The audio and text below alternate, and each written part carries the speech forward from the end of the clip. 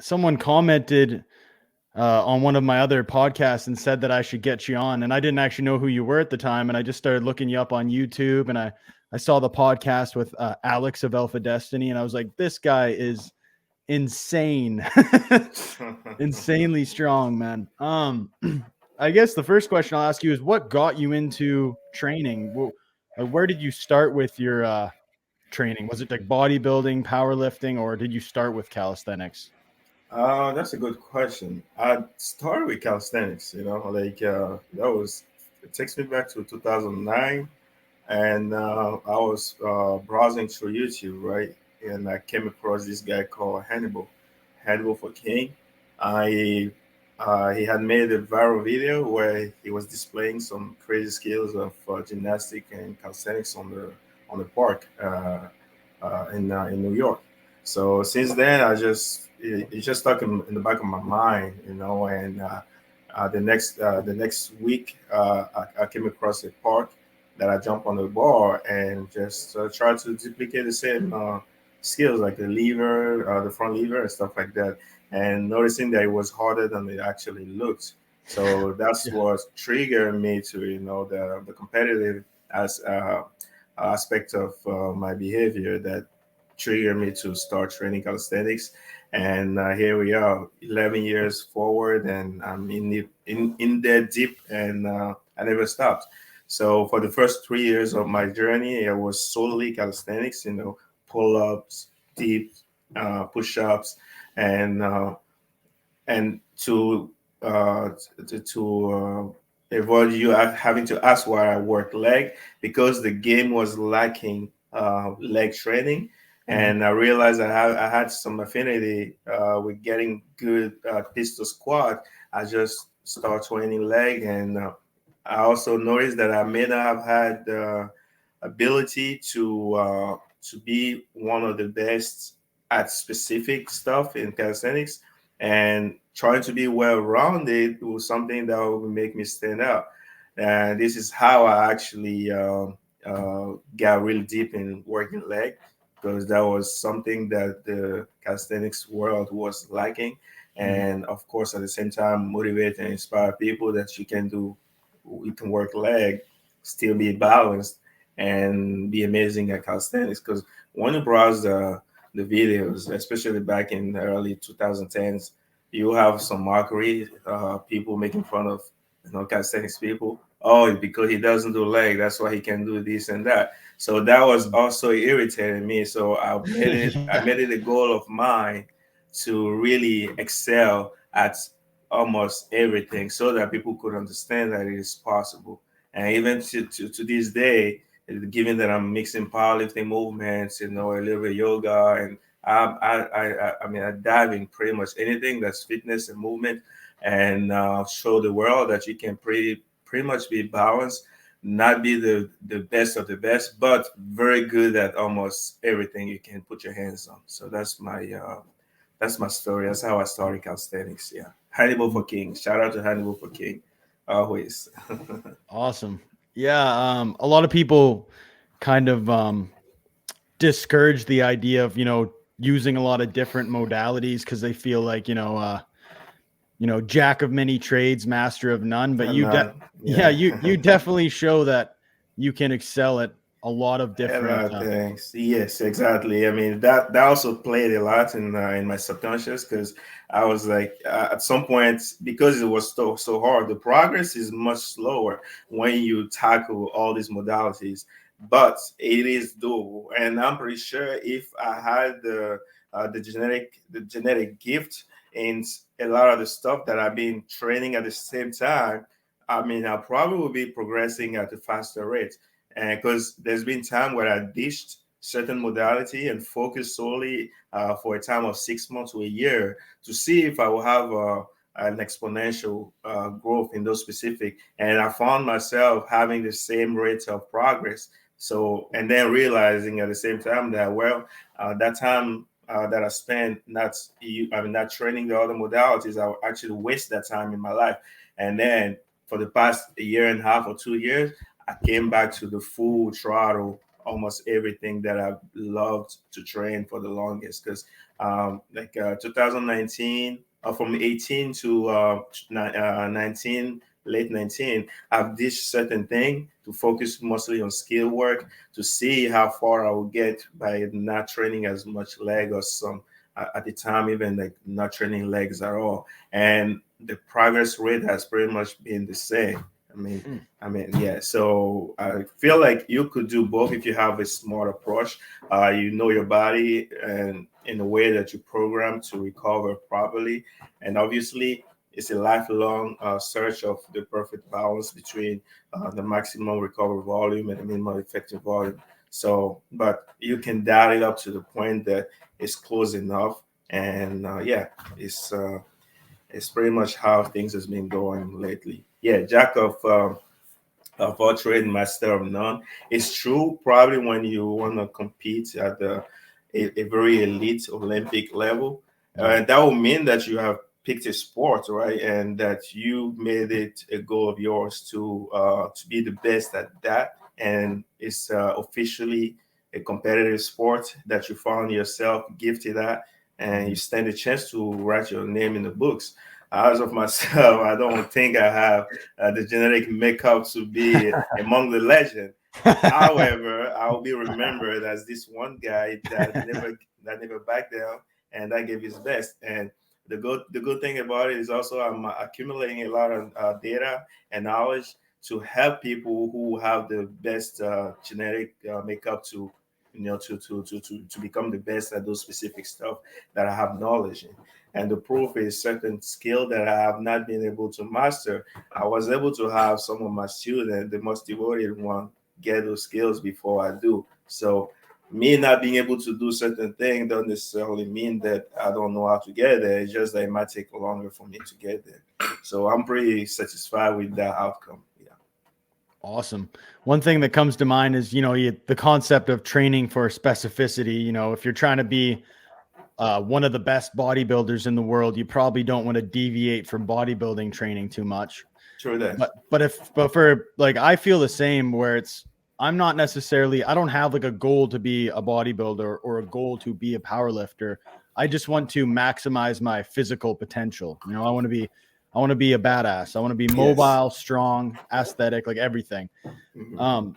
One thing that I'm thinking about though is because there's a lot of guidance on the internet to, program a bodybuilding routine or program a powerlifting routine.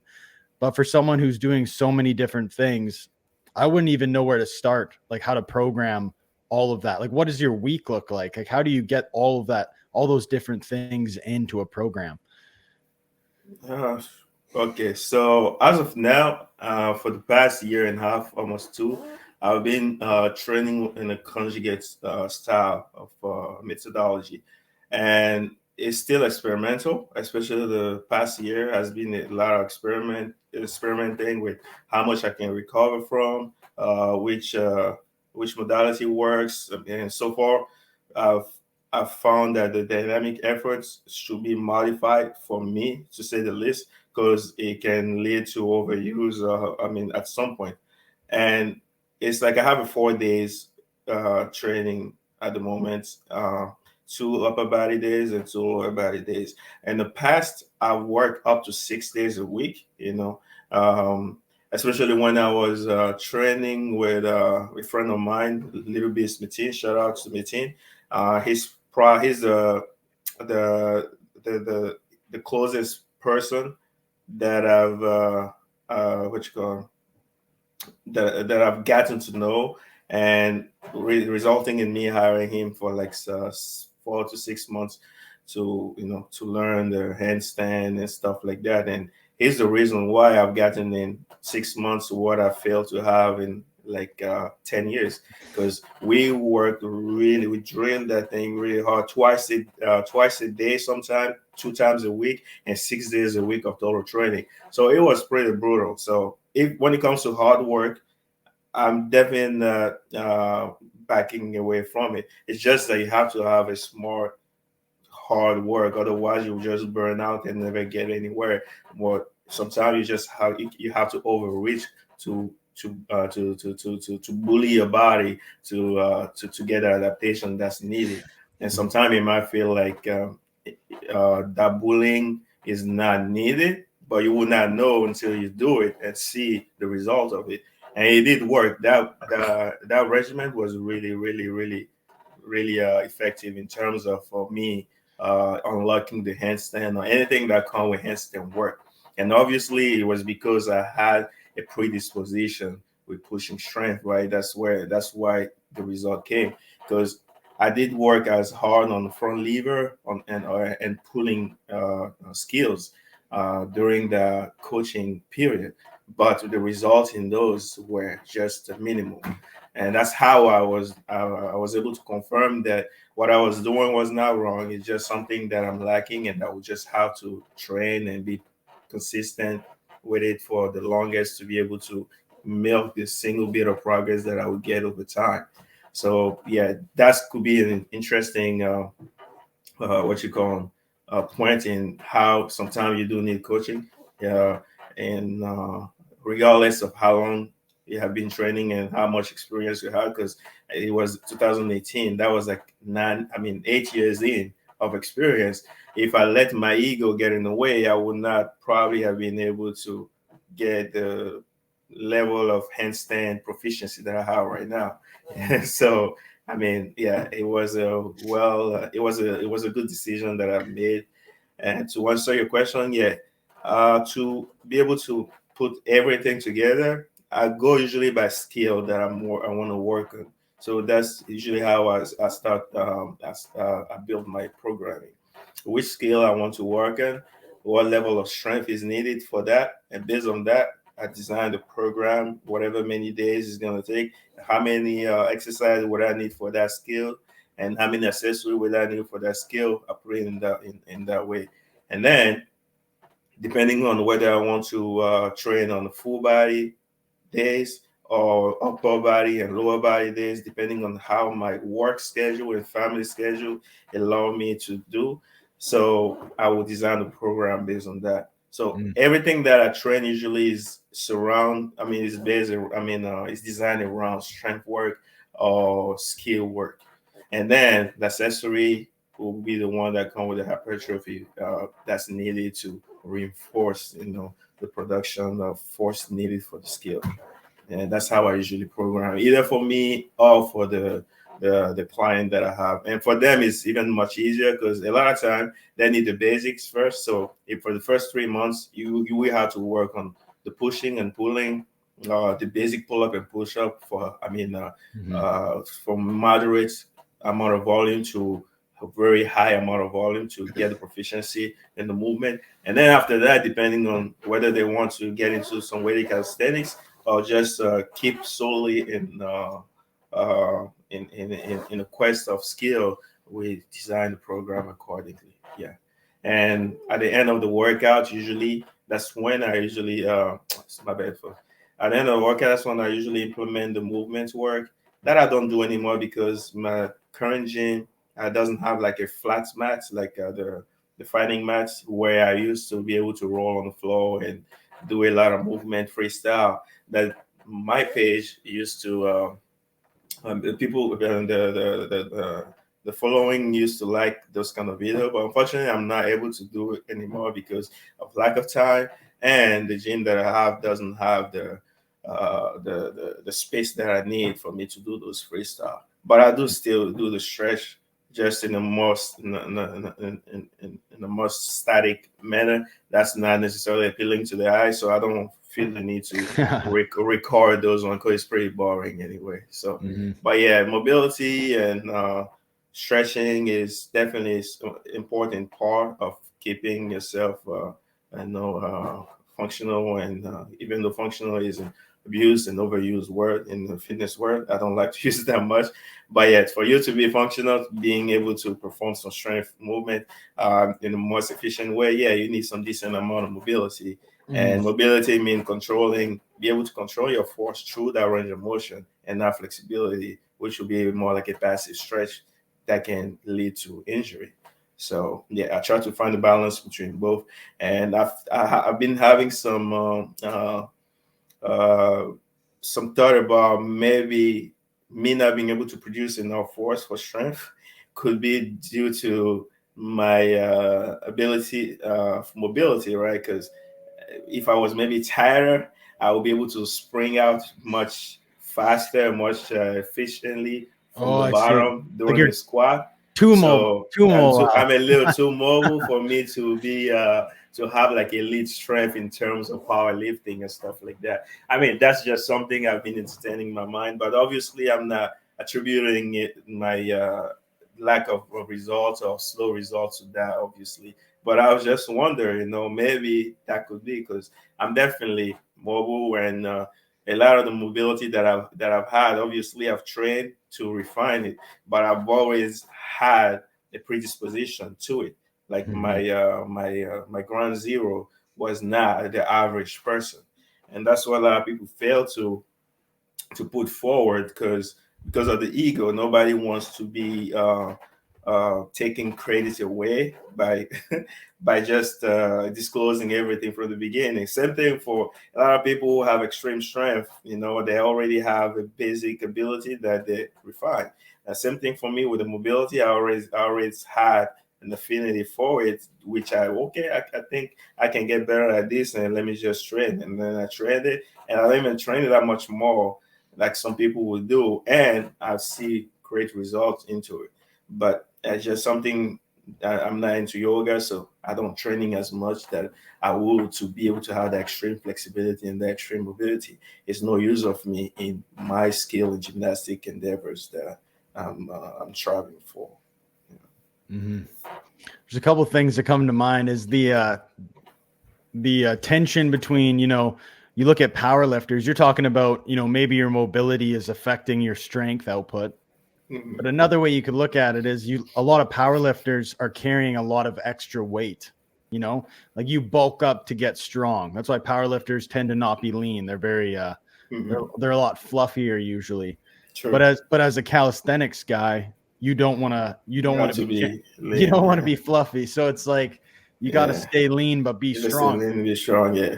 But I think, And go sorry, ahead, Mother. I think you found the perfect kind of spot because you're still putting up some crazy numbers, but then you're Yes. still very lean. And I'd like to get into that a little bit because you did that American Ninja Warrior, and you made that transformation video where you actually to me, I thought your physique was amazing, but you felt like you were carrying a little bit too much. So then you actually got even leaner, and I was like, wow, Hmm. that's crazy.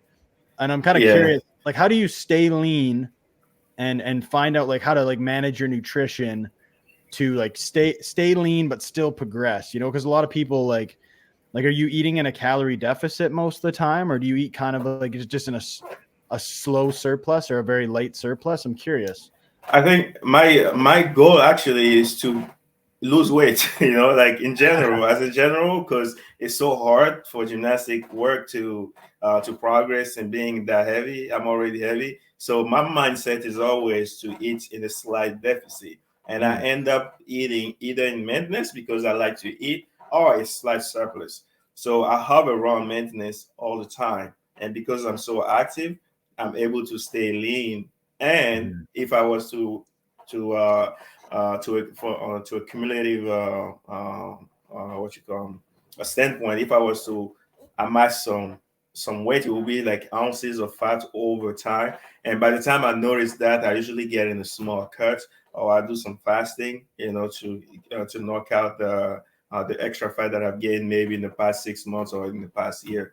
But to answer the question, I'm always eating in maintenance. I never try to eat in the surplus.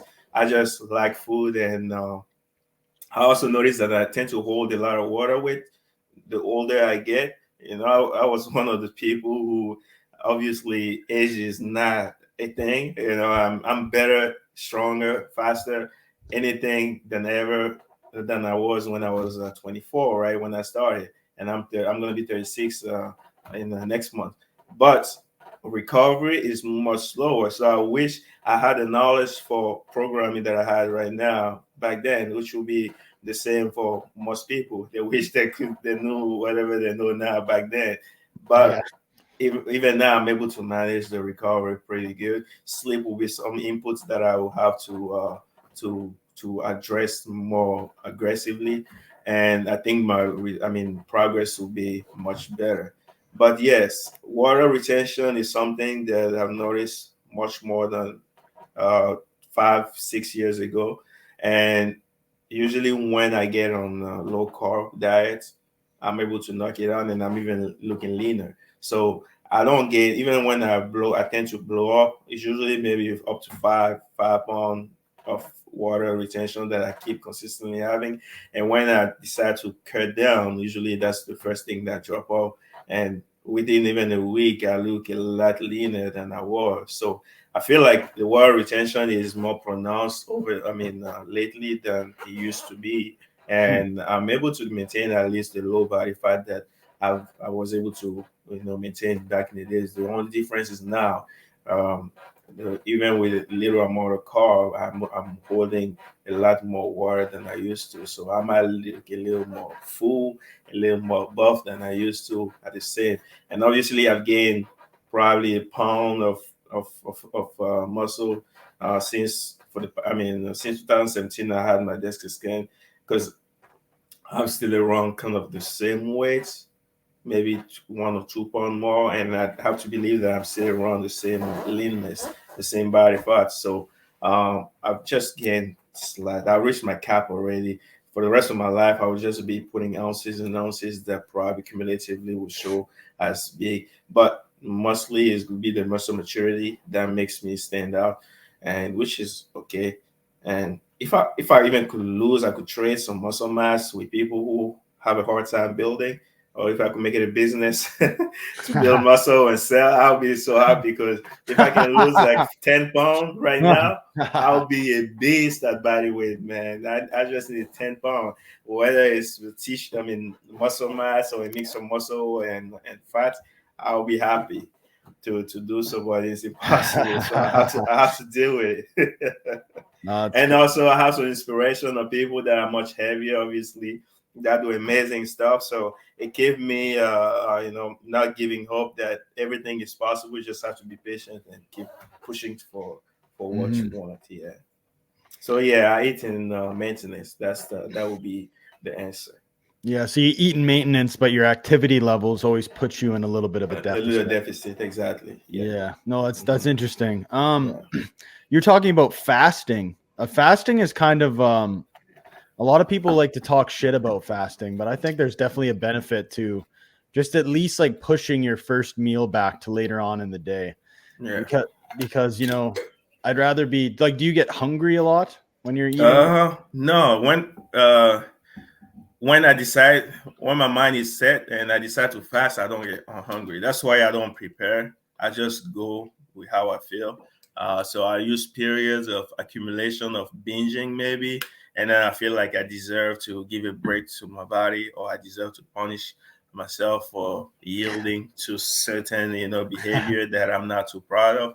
Then I decide to go on the fast just out of frustration, and it goes well, because when I have a goal, I know why I'm doing it. Then it's easy to go for a few days of fast. And that's also because I'm used to intermittent fast. Like today, for example, I haven't eaten yet. It's like 12, and I'm probably not going to eat unless I'm hungry. And usually I'm not hungry, because my whole life, even as a kid, I used to skip breakfast. I used to hate breakfast. The parents used to force us. So I didn't even know what it was like What's to breakfast? intermittent fast. Yeah, to intermittent fast. I didn't know that's what it was called. But now I know that I've been intermittent fasting even in spite of myself for the longest. So it's not really too hard for me. So when I wake up in the morning, my idea is to intermittent fast. Now, if I come across food, sometimes I say no. Sometimes it's appealing and I'm hungry and I eat. But I just try to stay away from food for the longest during the day, and sometimes it goes through the evening when I go home, and then my wife cooks, and then I can eat. So that's usually how my day go. I don't have a specific plan of what I'm going to eat. I just try to stay away from food to intermittent fast for the longest out of the day. But sometimes I plan to intermittent fast, and at the very beginning in the morning, I'm like, oh shit, I'm hungry. Then I eat. I don't really force myself to so I just go with how my brain, whatever adrenaline I have in the body, and I go with the flow. But in general, I'm intermittent fasting 3/4 of the time on my diet. Yeah. No, it's And interesting. then people tend to give a flag to it because probably okay. So I would understand if you wanna go against the hippie aspect of it. People who think it's all the holy grail of everything, like Yeah. you're the Zen guy, you're the one who knows best, you're the one who Yeah. put yourself above on moral high ground, and you found the secret to unlock the superpower of your body, all that nonsense. I don't subscribe to that. All I know is that it might sound also cliche, like as a primal human being, we used not to have access to that much food.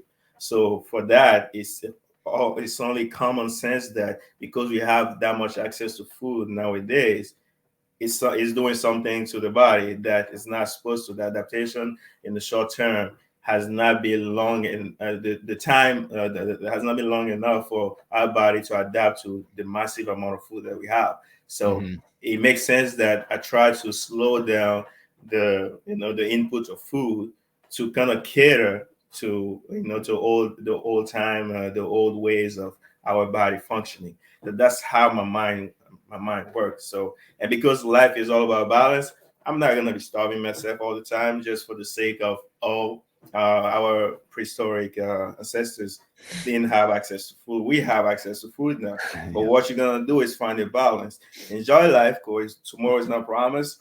You're dead and you're gone, and all the nice food that you have access to are gone, and all that meditation and intermittent crazy starving was all for nothing. You didn't even get to enjoy the whole time. So finding a balance, not abusing your body by intermittent fasting here and there, and at the same time choosing a better quality for your food, avoiding as much processed food as possible. So because they have a lot of those vegetable oil that are not too good for your body. And yeah, I like chips, plantain chips specifically. So I wish they had plantain chips that are designed in the most organic manner. So, which is something that if I was to have resources and make a mechanical brand of chips, I will have to find a way to invest in the best quality of plantain chips, for example, or even coffee, because I love coffee. That that will not what you call ruin people's health. Yeah. And that's the reason why I don't promote anything, because for me to promote something, it will be something that I use. And I love coffee, I love tin chips. So whoever wants to get in business can let me know. We'll talk after. I'm We'll talk always after. down to that. Yeah, that's that. I love fasting because like it make you feel light, and it's also a way to kick off, jump off the like a deficit diet, for example.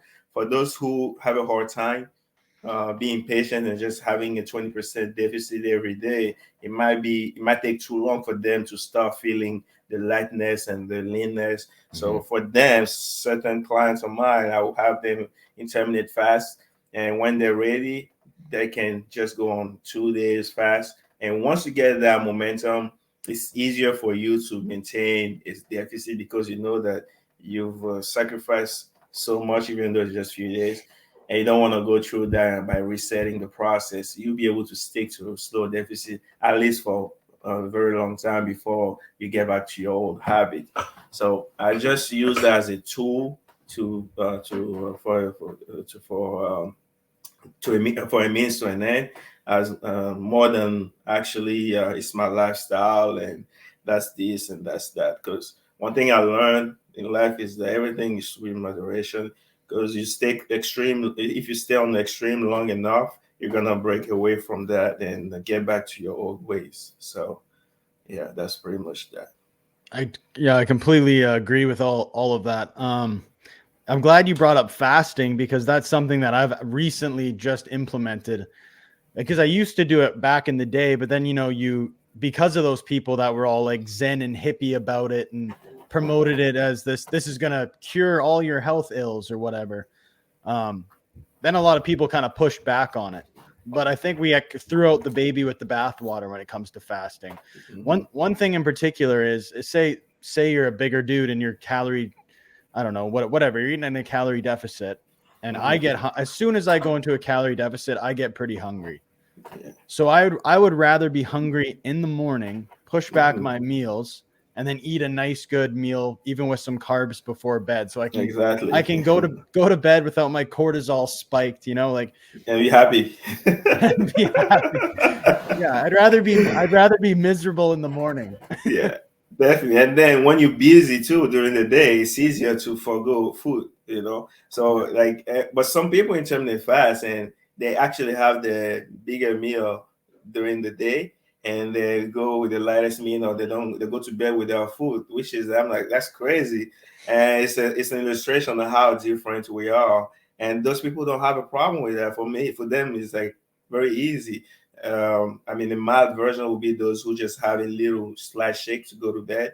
But me, there's no way I can go with a light shake. I need a meal, right? So that's why I rather starve during the day. It's much easier when you're busy to go that route. And sometimes with the help with the coffee, it kills your appetite. And yeah, it's just more practical to start during the day and have a bigger meal during the night.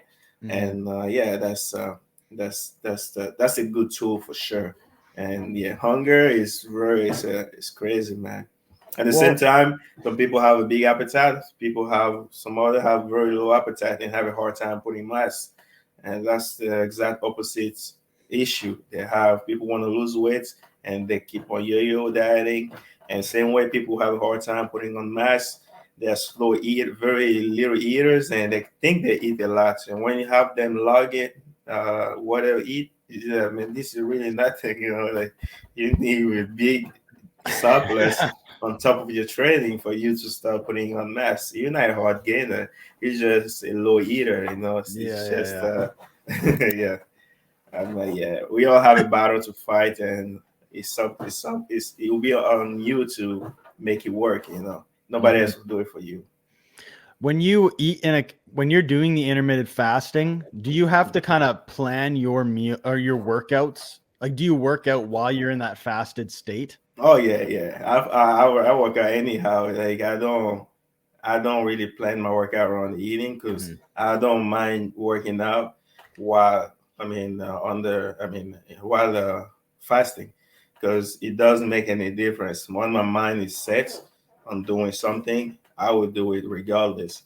And I've worked out like 3 days in fasting, like no food at all, just some fluid, right? And doing some max efforts and breaking PRs.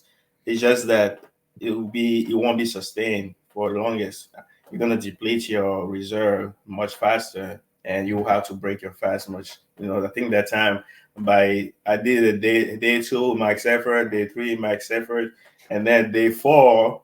It was a rest on my day five. That's when I broke the fast, because the day two and day three deplete all my reserve, and I was really tired.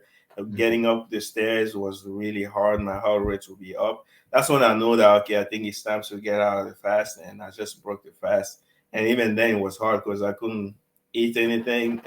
I tried to make scramble some eggs, and I just didn't have the appetite to even eat. It was weird. So it takes about a few hours later to start enjoying food again. So yeah, it's interesting how the body function. But yeah, even on the regular intermittent fast days, I just work out like fasted. I'm used to it, and which brings me to the point that people who want to always carb up before exercise or before a leg day, oh, it's going to be a hard day, and Yeah. this is like, because most of the carb that you're going to be using at the moment, it has been stored the day before. If the feeling that you have of energy will mostly come for the happiness of being full, so your brain is happy enough to make you function and unlock the full potential of your power. But if you train yourself to work out under that state, then you don't really need any extra power because you already have the energy there. It just needs to be in the mind state, in a state of mind that's conducive to now producing the force or taking out the energy out of the storage that you already have. And given that it doesn't bother me to be hungry because I'm really not hungry when I'm fasted, then I can work out, have a full workout, and not really be bothered. So it's something for people to think about sometimes when they feel like, especially when they want to cut and they feel like, oh, on those heavy days, I need to be filled up. I mean, the carbs and all these things. You don't necessarily need that. And it reminds me of Sharp Poliquin, God bless his soul and rest in peace. He always had the policy, or you have to earn your carbs. Even when you're an elite athlete, the carbs have to be earned, even in your hard days. And then even during that, the quality of it, anything that's white starch processed, carb should not be involved in your diet. It will have to be the rawest version of carbs that will take longer to get broken down in your system what you're gonna to, not to spike your insulin during your performance. Complex carbs. Complex carb to avoid the spike of insulin during your workout itself. So even when you will be forced to do so because maybe you have some ailments or some condition, people will low glycemic hypoglycemic issue. Those people need to eat sometime before they work out. Otherwise, they might hurt themselves. Yeah. So for those kind of people, you might need to have something before the workout. But other than that, if you're normal, you don't have any pre-existing condition, I mean, I don't think it's advisable to binge yourself with carbs just because the community is telling you so. You might want to try a few times, give your body time to get accommodated to it and see if it works for you. If it works well for you, then you keep it up. If not, you get back to eating that much carb that you used to before workout. I think you will be amazed how much less carb you actually need. And that's, we tend to overeat carbs, all the time. Yeah. And again, everybody's different, Yeah. Yeah, it makes sense. One thing that I've been experimenting with personally is, if I'm fasting, I'll usually break my fast with like just a pure protein source or something like that and try to like save my carbs for later. And I have the same nutrition philosophy. Like I'm very big into, whole foods, unprocessed, like sweet potatoes, stuff like that for my carbs, fruit. The carbs. Okay. Yeah. And my bad. How long do you fast? Like, what was the longest period of fasting you've done before? Well, so the last few days I've been fasting. To me, this is quite a long time, but I was fasting till about 5 p.m. So I was just trying to be a little bit more aggressive, just trying to feel out my body to see like what, because like I was bulking up and I actually got quite fluffy. So I was at like 20% body fat. So I was very accustomed to eating lots and kind of like stuffing my face. So I'm trying to recalibrate my body so I can push back my hunger. Cause I was getting very, very hungry very hungry. So I'm like, you know what, let me just try not eating till 5 p.m. and then keeping my deficit quite low. Like I'm still tracking what I eat just to make sure I'm not, binging all the calories back. Cause that would just be all for nothing. Okay. Yes, I see. That makes sense. And like, so you've always been on the heavier side then during your trainings. You've been skinny before in the past. Yeah, I was very skinny before. Like 10%, like, but I didn't have very much muscle, even like low fat and low muscle. Okay. So then I bulked myself up from like 179 to like 206. 210. That's not bad. Yeah. And did you have to be aggressive in the bulking, or you just went at the normal 20% or so?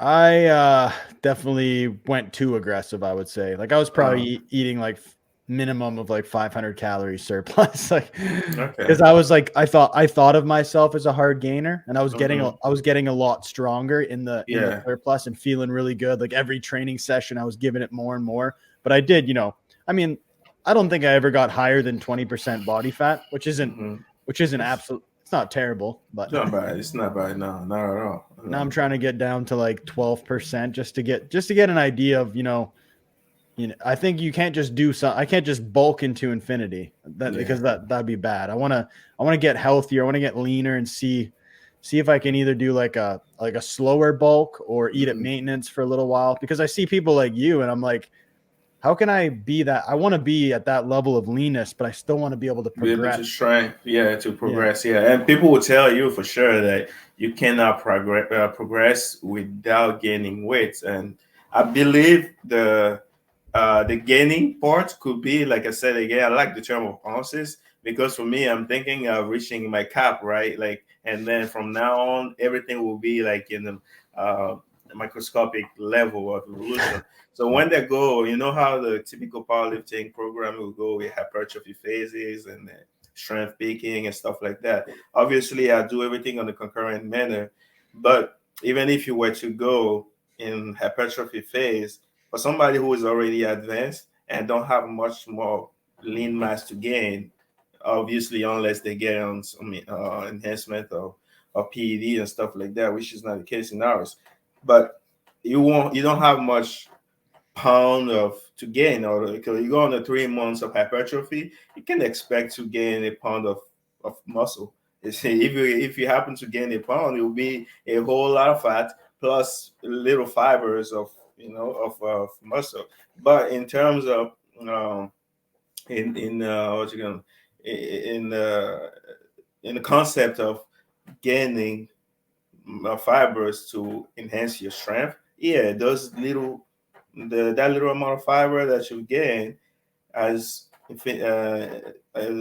infinitesimally small as they can be, will help you with strength, because that's some more fiber to the cluster that you have that have not been trained to get fired, that can be trained to get fired for you to increase your strength. So that's how I like to think about it. Like, even when we talk about hypertrophy phase, it's not necessarily about super big hypertrophy. It's just in terms of just little amount of muscle that you can add for you to improve your mass.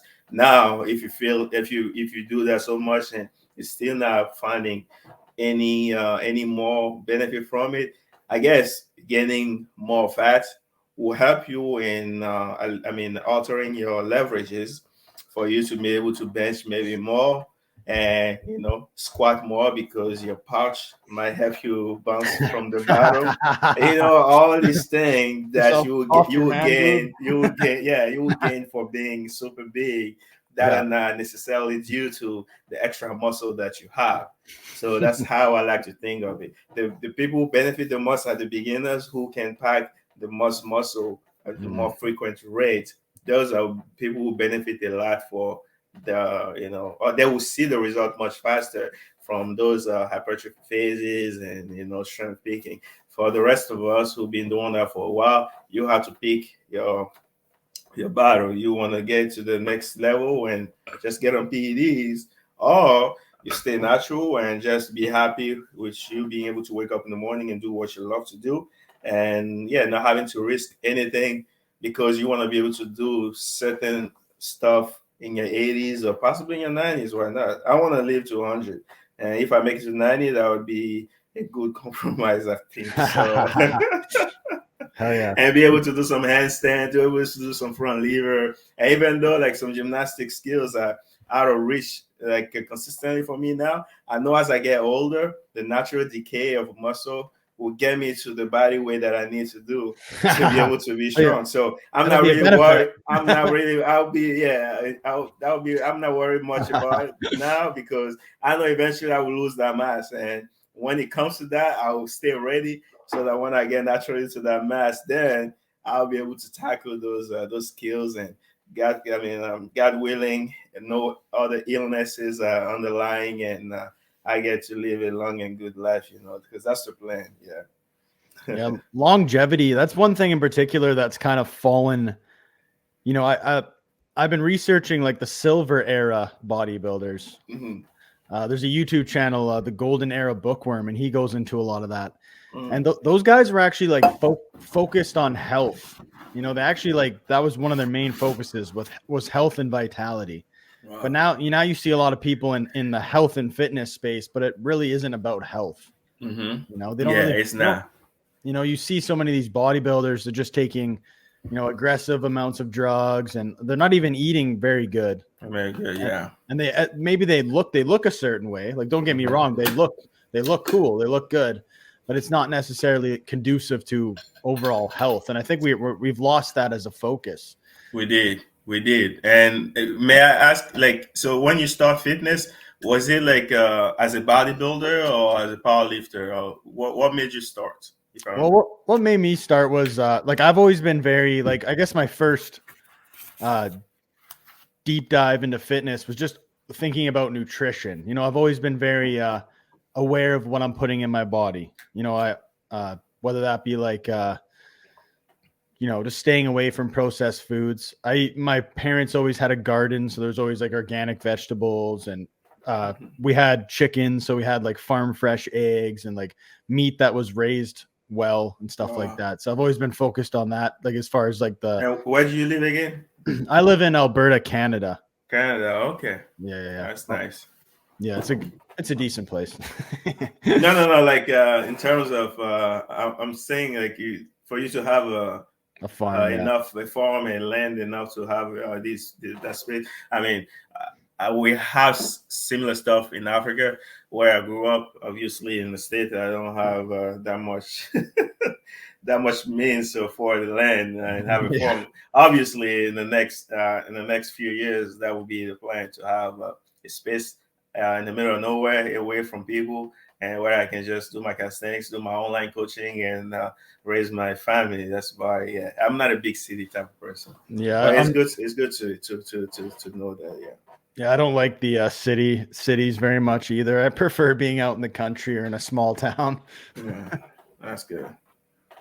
But I kind of forgot what I was talking about there. What did I say before? You said like because I asked about what. The deep dive. Yeah. So like nutrition was a big thing, and then I started doing like kind of like CrossFit style training, which I'm not really a big fan of anymore. But it kind of got me. You know, there's a lot of calisthenics, like a lot of calisthenics, pull ups and push a lot of non-stop. I like CrossFit as well, but the only thing I wish they had implement was why sacrificing the form for the sake of time, right? You could still maintain a good decent amount of form, and I mean with time it can be done, because all this rep work, those competition in New York for repetition, pretty much it can be classified in a certain sense as CrossFit, style of training, because extreme endurance, but the form is straight. So whenever you break a form, it's a no rep and no rep. So almost all the rep in CrossFit, by my standard, are no rep. He's like pull up. Yeah, but again, it's a different type. The butterfly pull up, right, is a different style of pull up. So my mindset has geared me to qualify as a no rep at the beginning. But as I matured and I understood, it's a different movement, which I understand. But is that movement really useful for health? Because not for health, because any sports have it is linked to a certain amount of danger that comes with it. But yeah, the risk of injury is so much higher than the regular pull-up. So even though the claim is for work, the amount of work produced is higher by doing those things and chaining them. The amount of risk for injury, for longevity, to compete in many more CrossFit games is not really worth it. It's just common sense. Why not having them just do regular pull-up? Because when they do that, many of them will be limited by the endurance, because the body is not able to do that much work, within a certain time, combined with other movement. So the only way to bypass that is to do the butterfly one, to keep them going forever. So again, it's good that it had a lot of people start training, start using the barbell, which is a good thing, But at the same time, like any sport, they have their flaws. And I have friends who do CrossFit, and I do have the ultimate respect for every athlete out there who push the body. So, but at the same time, for me, for what my philosophy is, even though I could be a great CrossFit athlete in competition, it just doesn't look aesthetic enough. Like the movements, like again, it's weird. Like It whenever I doesn't. do calisthenics, like in my mind, it's still artistic, and then the rest is even for weighted pull up. You know, for those who are purists, like flailing the leg around, the amount of control you have, domination you have. On the weight itself shows your mastery and your strength. But people who don't really understand, they'll probably see two people pulling the same weight, one with the most control and and the other one by any means getting it there, and feel like both have the same amount of strength, which is not the case. Because if you have to involve somebody English to move a weight from A to B, that means the muscle required for the movement are not really mature enough, and not, at least you have not put work in trying to have them control the movement. I mean, as somebody who does it. So yeah, I mean, CrossFit is really good for the community in general, but I just, for the average person who started, if they're lucky to find a good coach, it'll be good for them. Otherwise, it's probably going to ingrain some bad movements for the rest of the training journey. Well, I can tell you personally, like one thing in particular is I bought some program off of some CrossFit guy who did amazing stuff, but the stuff in his program, it didn't actually have like a what would you call it? Like a process for progression. You know, it was just do 3 sets of 10 of this thing with a weight that is challenging, but I didn't understand the concept of progressive overload back then. Like I was I was in the beginning stage, right? I was very ignorant to a lot of like progression methods.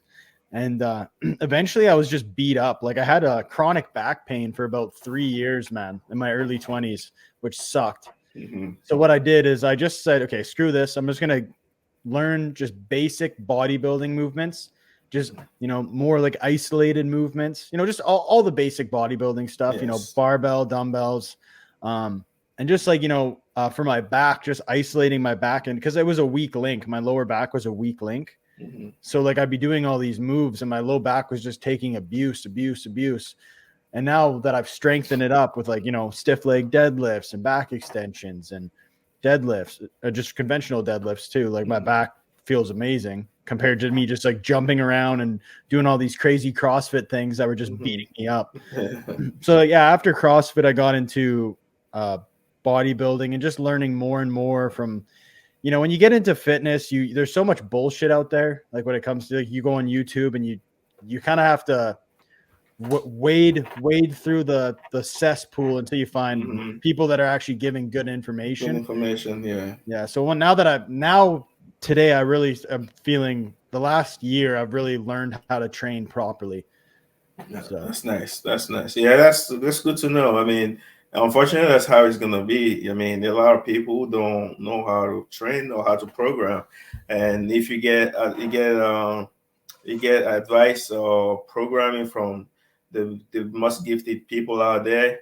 Obviously, not to say that all the gifted people who are strong athletes are clueless about what they do, but many of them obviously don't have understanding. Because I mean, as much as it's down to earth, the notion of progressive overload, at the same time, it requires you to put certain amount of effort to understand the in and out of it, which helps in programming. You know, especially that is not black and white. At the beginning, it is, but you need to know all the tricks and the strategy to, you know, when you reach you start stalling, or for certain individual that have a hard time responding to this modality, this style, then you have to switch up to, you know, it comes with experience. But most people who are really good at what they do don't have to go through all these things. Sometimes it's just as linear as it gets, and they get tremendously stronger.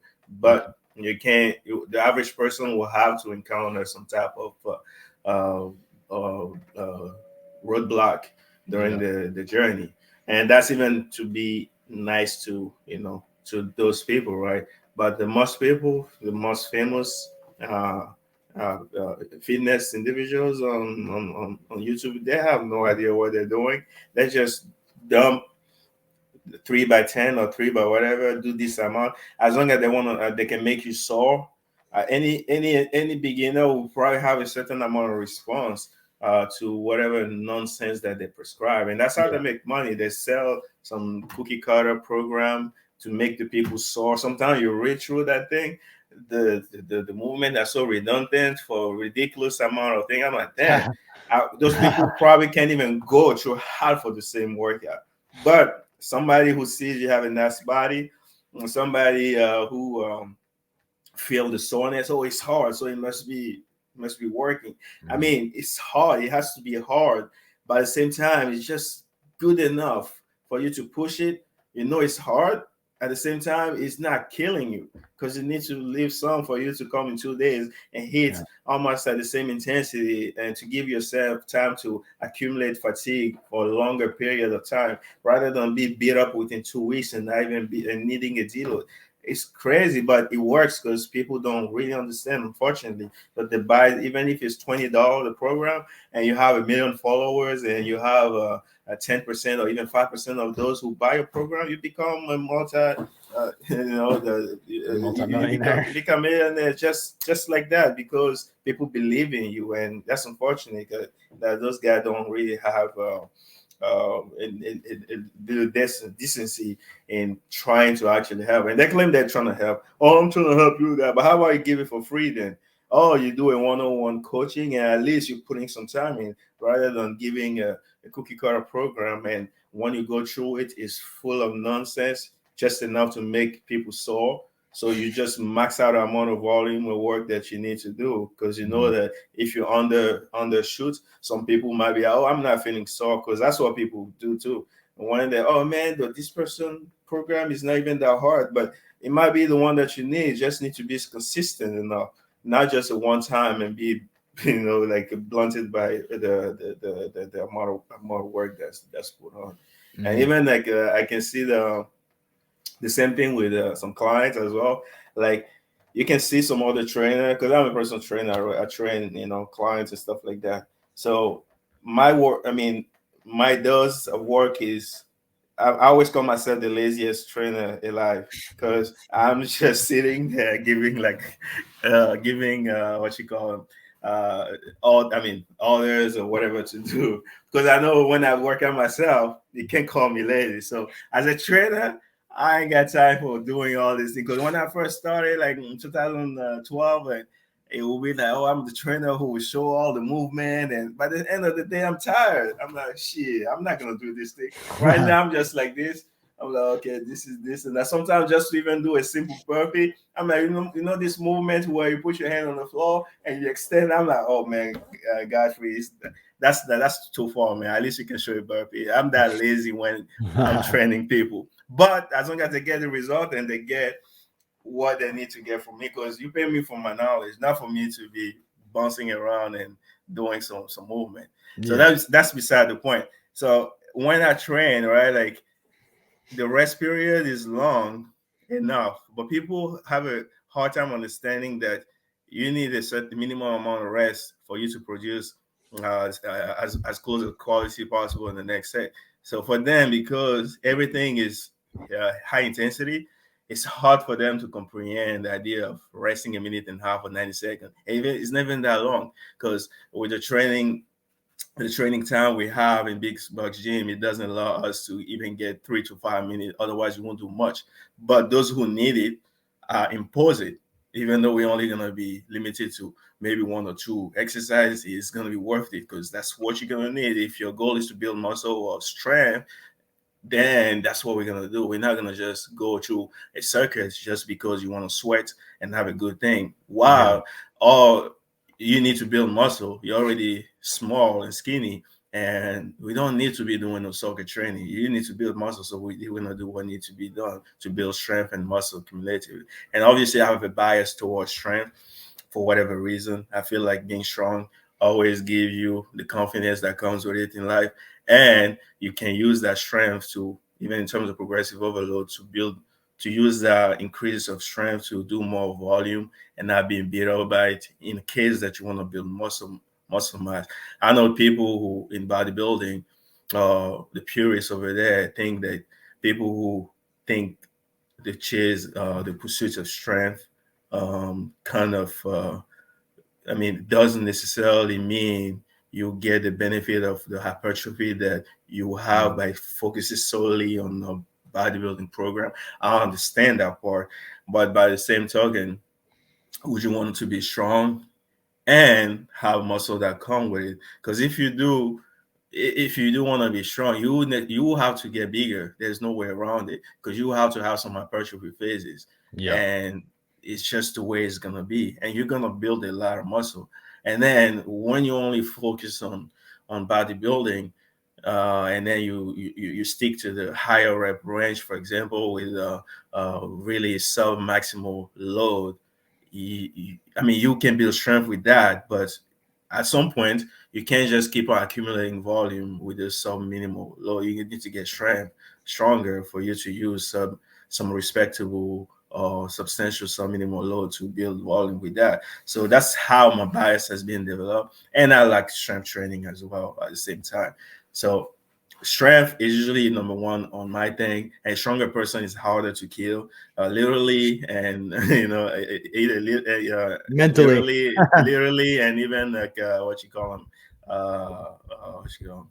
Figuratively, literally, like obviously by getting stronger. I mean, even if you were to get rammed by car or in the fight, or even I have a friend who's been stabbed on the back, right? In London, and he survived. He lung didn't get punctured because of the thickness of the back. So many years of calisthenics, weighted calisthenics, he could have had the lung punctured when he got stabbed in the back, right? But I think the lads have been able to slow the knife up to leave. So that's a pretty anecdotal case that obviously it doesn't mean much, but it's pretty clear that if it wasn't for all these muscle that he built doing pull-ups and dips, he would not have been here today. And then you increase your obviously by getting stronger, bone density is increased, especially for women who always have to deal with osteoporosis. It's in the best interest to focus on strength training and weight bearing exercise now, so that in their older age, which is a lot of the clients that I train as well, I mean, they can move a lot of weight, much more than they thought they could do. But you see them before, they're afraid of lifting weight. And then when they start, you sure I can do it? Yeah, of course you can do it. And the next thing you know, they become addicted to that. And this is what we want to see. Not necessarily being like a super elite, but having the average person becoming as badass as possible. That's usually what I like to do. Everybody got to learn how to do a pull-up, regardless of your age. That's like I impose my own goals to the people who come. And it makes me feel more accomplished. And it's a win-win for both people. I collect data, and they get able to get to their goal, and everybody is happy. And yeah, so that's that. Like, strength is definitely number one for me on my list. And then of course building muscle comes with it, and I feel good about it.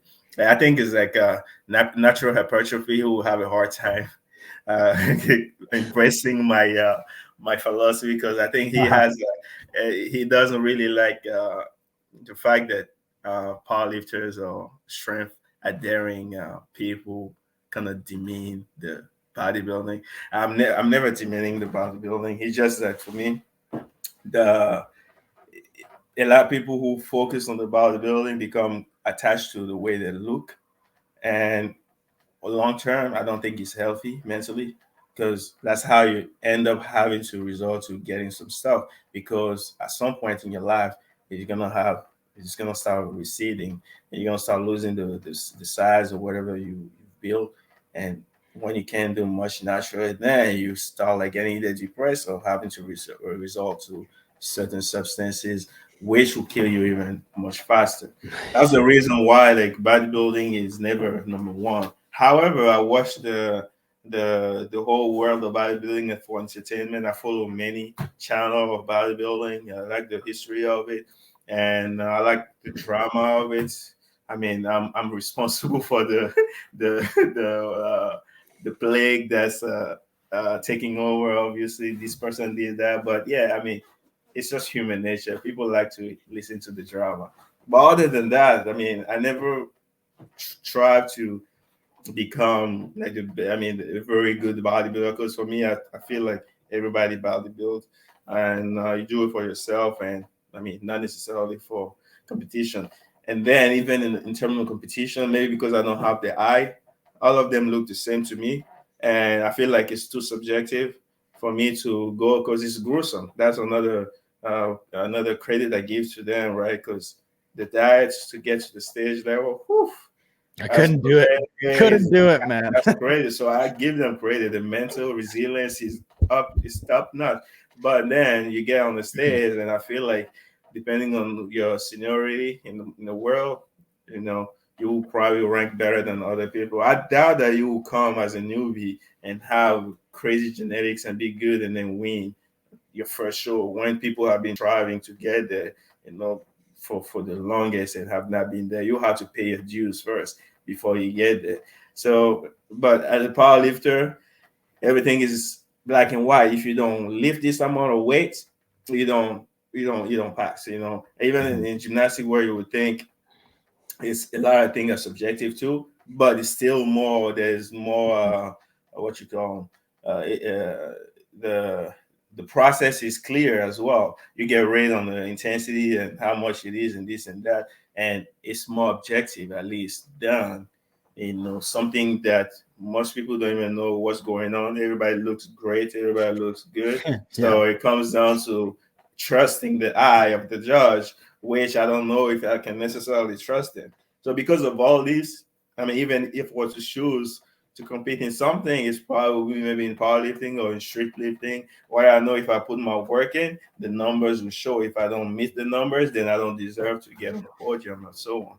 So that's about it. But other than that, like bodybuilding for your own self without being attached to how you look is a great thing. You know, it's a great thing. And even in society where people tend to judge on how you look, that will help you as well. Unfortunately, that's how it works, and people will always judge you on how you look and how you present yourself. So you definitely have, if you already have some issue on that, doing some bodybuilding to make you raise that confidence will be a great thing to do. But it's a double-edged sword. A lot of time when you start attaching yourself or your identity to that, then it becomes detrimental. It's never enough. I'm not good enough.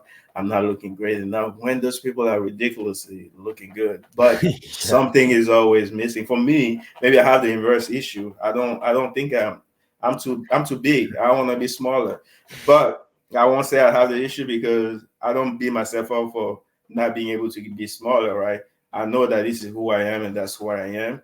If I was smaller, I'd probably be able to perform better body weight exercises. But if I'm not able to, shit, I don't care. It is what it is. I'm just embracing who I am now. But unfortunately, people don't have that capacity. And that's what I would urge them to just find a balance. Again, everything is all about balance in life and finding the key to say, no, that's enough. I'm going to take the time that I need to bodybuild. And whatever end result I have is me. And I should be proud of that, because like all fingers are not equally are not equal size. Some people will end up having better result than others, but you might, whatever you're lacking these attributes, you may have another attribute that he doesn't have. Maybe unfortunately society doesn't value your attributes that you might be elite at, but it's just how life works. Find a way to value that attribute yourself and maybe showcase that attribute to the world, that can compensate for the lack of confidence that you have in what you always wanted but that you cannot have. So finding that, I think, is the key to be happy, you know, and then keep going without getting self-destructive behaviors in life. Yeah. No, those are great points, man. No, I think that it kind of takes it back to what I was saying, you know, putting health as the priority, you know, because like it's not healthy to become obsessed with like putting everything into your physical appearance, you know? No, that's great. Yeah, it's not. And then, I mean, but again, so that I don't stay in my echo chamber, in my bubble, maybe somebody could have a counter argument that I may have the same issue by tying up my identity to strength, right? So, but that's something also that I try to reflect on myself, asking the same question: is it that if tomorrow I was to lose all my strength, would my identity be compromised? Would I have a hard time? Yes, I will have a hard time coping with being me becoming a a weakling and all this thing. But again, I have the ability in my mind, like growing up or whatever it is, anywhere I've been, I've always been an A student, like, so I know that I'm a smart guy, not the smartest person alive, but I don't just tie my identity to one thing. Oh, I'm the strongest or whatever. I know I am very good at this too. So I'll be able to overcome and tie my identity to something else as a plan B to be able to thrive and go on. Obviously, I want to keep my strength for as long as I can, but I'm not gonna be depressed to the point that, because I'll be able to help people, whatever knowledge I've gathered, I will try to beam it on people that have the ability, that I don't have anymore, and that will make me fulfilled. Maybe I'll tie my identity to being the one of the very good coach that are still out there. Who knows? But again, it just says like tying your identity to one thing is not necessarily the best thing to do. I mean, just tie it enough to try, but always know that that is not the number one thing, to go by like 100% of the time. Yeah. Hell yeah, man. Well, before we wrap up today, there's one other question I wanted to ask you. How has, being a family man affected your fitness? Like, how do you balance those two things? Because there's a lot of fathers who like to make the excuse like, oh, I have kids, I don't have time to take care of myself anymore. Oh man, yeah. You see how my smile is widening. Oh man, it's been great, man. Like actually, it made me, I guess, better because it's not cliche. It's not like the kid you make me go so full. No, no, no, no, no. It makes me better in the point that I mean my planning is stricter. Now I know that I don't have too much that much more leeway anymore. And my training programming is much stricter, and I'm cutting them around my clients. So it's not necessarily the work density is set in a way that is good enough and that I can break them down and finish the workout. It doesn't have to be a long linear workout. All the time. As long as cumulatively I put all the workout during the day or whatever I need to do during the week, I'm good.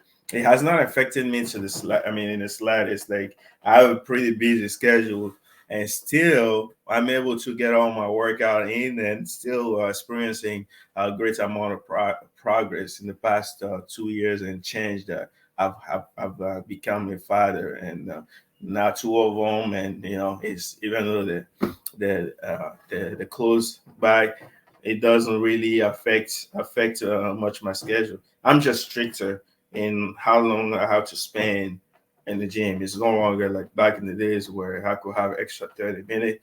It has to be this, it has to be that. The clock has to be straight, and then once I'm done, I'm done. But it's doable. Sometimes I find myself doing the rest of the workout at home, so I will just uh, break them down in a way that whatever I need to do outside, I do them, and the remaining I can do that before I go to bed or while I'm playing with them, some of the static work or whatever it is. So anything is possible if you prioritize them. The people who actually blame the kids or whatever for the non-ability to work out are those who probably get tired of it. They got tired of whatever they've been doing, and they use that as a scapegoat to justify that they gave up. Which again, it's everybody to each their own, right? I'm not gonna judge anybody for the choices because I don't know what experience, but I think it's more like a scapegoat because there's always something you can do to pursue your fitness, even at the advanced or elite level. You will find a way to make it happen, either by having some great cooperation with your partner, or by just doing what you have to do to make it work. It is very doable. If anything, I mean, the kids as well, seeing the parents doing the stuff, you ingrain that in the subconscious, the lifestyle of training, and from the very beginning, they start looking up to the dad, and they probably know that's the norm. They probably think that's the norm, what it is, and probably when they see on the dad, how come your dad don't do this, don't do that? You know, it's kind of so. Hopefully, they can even contaminate whoever friend they have to to pick on their dad, to have their dad start doing at least something. So that's how I see it. You know, having the that branching plague of a lifestyle that you have that can that can reflect on other people. Yeah, it's definitely very doable.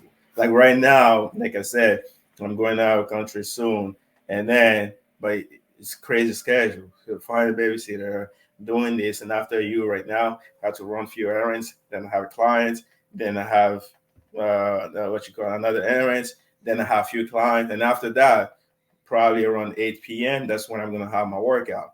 And because I'm in the phase of recovery process that slash deload, so the workload will not be that much. So I will just probably have 30 minutes or so today to clean in, maybe at an hour at the most, plus some cardio, and then I get to go home to to the kid and the family. But if it wasn't for that, I probably have to get up earlier today, get working. So there's always a way. It's just about finding uh, being good at programming, also knowing your body, and find just essential. You don't need to clutter your schedule or your training schedule with so much exercises. Just find the essential with the right intensity that you can get in and out, because within 1 hour of a workout you can have plenty enough for you to adapt and recover from. And then even if you end up having only 2 days a week, I mean, it is what it is. Obviously, with more days, you could have more volume. But if that's all you can do, you do that for the time being.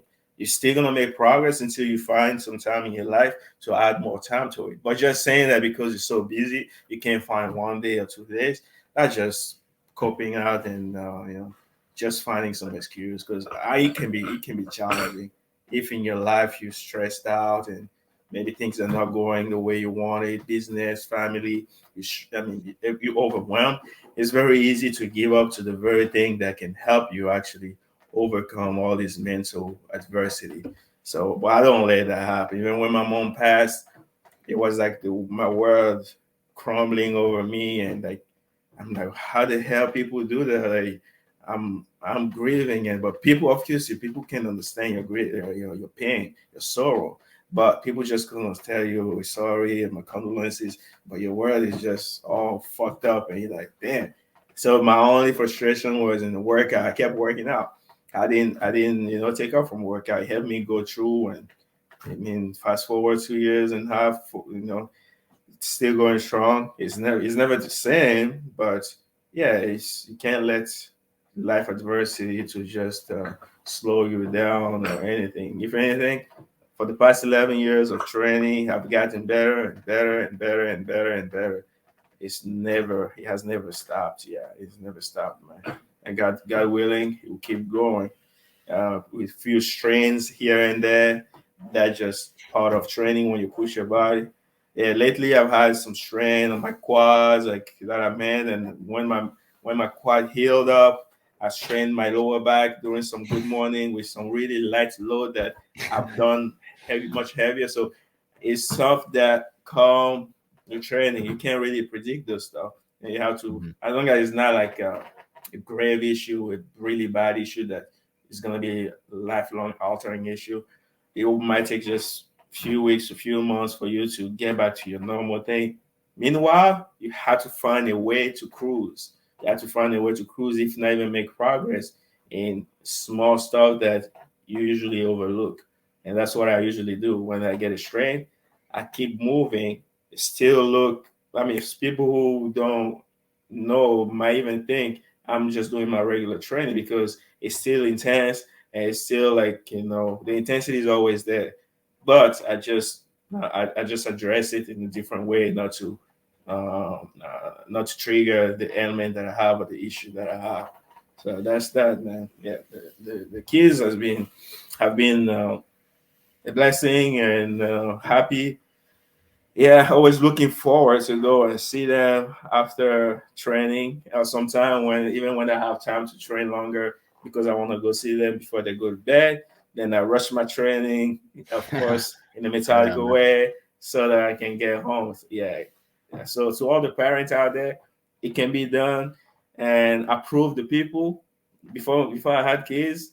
The people who are like, "Oh, you wait until you have kids. We're gonna see how it's gonna Oh be." yeah, I yeah, always tell people, man, that's an excuse, man. No kid is gonna stop me. yeah. Yeah. Now I've been there, I've done that. They can see it. And I know some people in my stories out there, the parents out there who have claimed or have thought the kid were the reason why. No, it's not a kid, man. It's you. You just give up, or you don't want to do it anymore. Because I show it, and I'm gonna keep showing as long as I can, man. Good health provide. I'll be going out hard and for the rest of the time. Yeah. Oh yeah, man. Well, that's a good place to wrap it up. I appreciate you taking the time to speak with me today. No, no problem. It was a pleasure to get on your podcast today. And yeah, I mean, I had not heard of the podcast before. And when you reached out to me, I was in the middle of all this thing, and it took me a little bit of time to reply. But I knew I was going to do it when. I did not know whether it was going to be before or after. And then you put me in the spot. I'm like, okay, I'm going to try to make it done before then. And yeah, That's we good. were able to make it done. And I'm glad to have participated, and we talk a little more about nutrition and other stuff that other interview have not really gotten to. I Mhm. mean, people. I mean, got it out of me. So I'm glad that we had this done, and hopefully, I mean, maybe in the future I can come back again for other topics to talk about. It was very pleasant to Yeah, have absolutely, this man. such interaction with you. Yeah. Yeah, I'd love to have you back on. If you can let people know where they can find you, that'd be awesome. Oh, okay. I go by Meckanimal, Meckanimal, and on all of the platform, whether it's YouTube, Meckanimal, that's my YouTube channel. And you can find me there. I usually put some video workout logs, pretty basic stuff, not entertaining. So it's not necessary for everybody, but yeah, if you want some raw training and like a log of my life, like no fillers, pretty much from 2010 to now, all my training have been logged. So it's kind of a book. So people want to get to know what works, what doesn't work. You can go on the YouTube channel, mechanimal.com. And obviously I have some gaming, streaming. I mean, not streaming, clips that Elden, I've been Elden Ring putting playthrough. lately. So I find pleasure doing that. And it is what it is. Whether it's a fitness channel, and I'm gonna put whatever I want to put. Yeah, and then you have Mechanical on Instagram. Same thing, Meckanimal, and that's where I post more up to date videos, a clip of my workout, because it's much easier to upload. For the YouTube, I have to go home and then process it and stuff like that. On Instagram, you can pretty much get within a day or two of my workouts or some of my clients and stuff like that. And that's pretty much it. Those are the most used. My Twitter, almost never use it. I have a Twitter Meckanimal, but I don't use it. I don't even know how that thing works. I have a TikTok as well, Meckanimal, but I'm not used to that platform. I've posted in the same way that I post my IG, and even though some videos get views, I mean, the feedback is weird. It's just like comments. It's just I'm not really used to TikTok, but something that I'm trying to get better at, because that's the new ways of of sharing videos nowadays. But Instagram is always my most consistent uh, day-to-day video stuff, and then you have YouTube. That's been the longest, most consistent one, and TikTok will be the third one. So feel free to follow me on TikTok as well, on Mechanimal. So everything will be there, and yeah, that's that. I think yeah, that's all the platform that I frequent, and you can find me at Mechanimal. Yeah, that's my logo there in the back of it. the gorilla Meckanimal, and I like it, man. and that's that. Yeah. Awesome, buddy. Well, I appreciate you taking the time. No problem, brother. It was nice meeting you. Yeah. Thank you again for having me.